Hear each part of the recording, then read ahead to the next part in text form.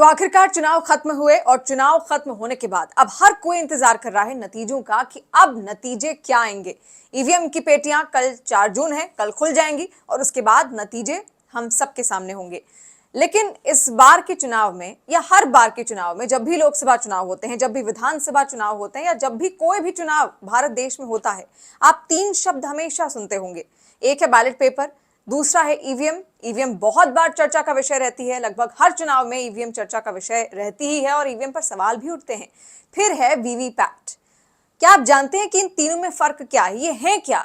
हम सब जाते हैं, वोट डाल के तो जरूर आ जाते हैं, लेकिन ऐसे कुछ शब्द जरूर होते हैं जिनको हम समझना पसंद नहीं करते या फिर समझना चाहते हैं लेकिन समझाने वाला नहीं होता। तो चलिए आज समझ लेते हैं कि इन तीनों शब्दों का मतलब क्या है, ये तीनों अलग हैं या फिर एक ही हैं।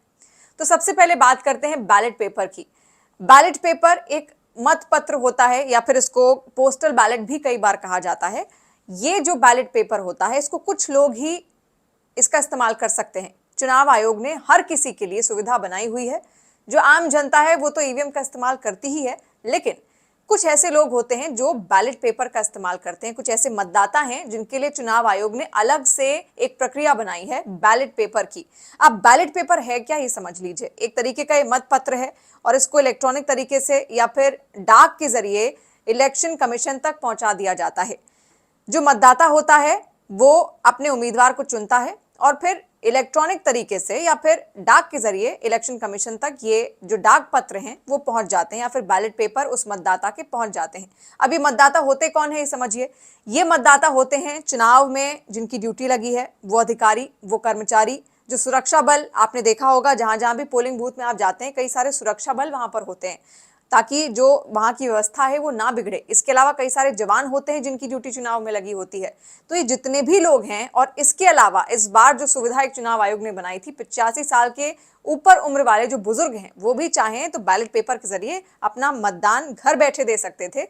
अपने मताधिकार का इस्तेमाल घर बैठे वो कर सकते थे। इनके अलावा जो दिव्यांग हैं, ये तमाम ऐसे लोग हैं, ये तमाम ऐसे मतदाता हैं जो बैलेट पेपर के जरिए अपने मताधिकार का इस्तेमाल करते हैं। तो चुनाव अधिकारी, चुनाव कर्मचारी जिनकी ड्यूटी चुनाव में लगी हुई है, जवान, सुरक्षा बल, इसके अलावा 85 साल के ऊपर उम्र के जो भी मतदाता हैं जिन्होंने घर बैठे सुविधा चुनी है वो, और दिव्यांग, ये जितने भी मतदाता हैं ये इस्तेमाल करते हैं बैलेट पेपर।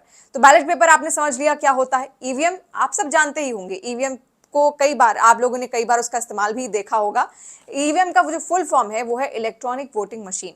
आप जाते हैं और वहां पर बटन दबा देते हैं। कई सारे ऑप्शंस आपके पास होते हैं अलग अलग पार्टियों के, उनके चुनाव चिन्ह भी वहां पर होते हैं, और आप जब बटन दबाते हैं तो आप समझ लीजिए कि आपका वोट उस व्यक्ति को चला गया है या फिर उस पार्टी को चला गया है।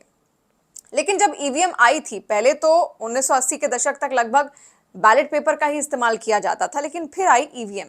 ईवीएम आई तो ईवीएम के ऊपर कई सारे सवाल उठे कि आखिर ईवीएम है तो हमने अपना वोट तो डाल दिया, लेकिन हमें मालूम कैसे पड़ेगा कि हमने अपना जो वोट डाला वो उसी प्रत्याशी को गया है या फिर उसी पार्टी को गया है।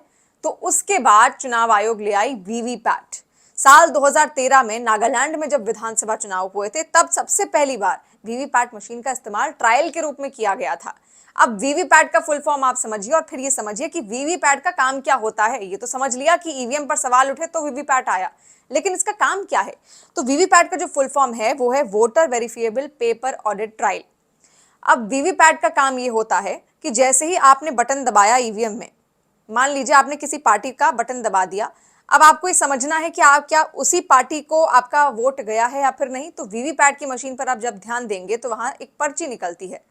आपने जिस चिन्ह पर बटन दबाया होगा वही चिन्ह की पर्ची आपको उधर भी दिखेगी और लगभग 7 सेकंड तक वो पर्ची वहां पर रहती है, आप उसको देख सकते हैं। उसके बाद एक सीक्रेट बॉक्स होता है जिसके अंदर वो पर्ची चली जाती है। तो आप वहां पर देखकर समझ सकते हैं कि आपने जो बटन दबाया था, हाँ, उसी व्यक्ति को, उसी पार्टी को, उसी प्रत्याशी को आपका जो वोट है वो गया है। इसलिए आई थी वीवीपैट मशीन। तो अब आपने समझ लिया कि वीवीपैट मशीन क्या है, ईवीएम क्या है और बैलेट पेपर क्या है।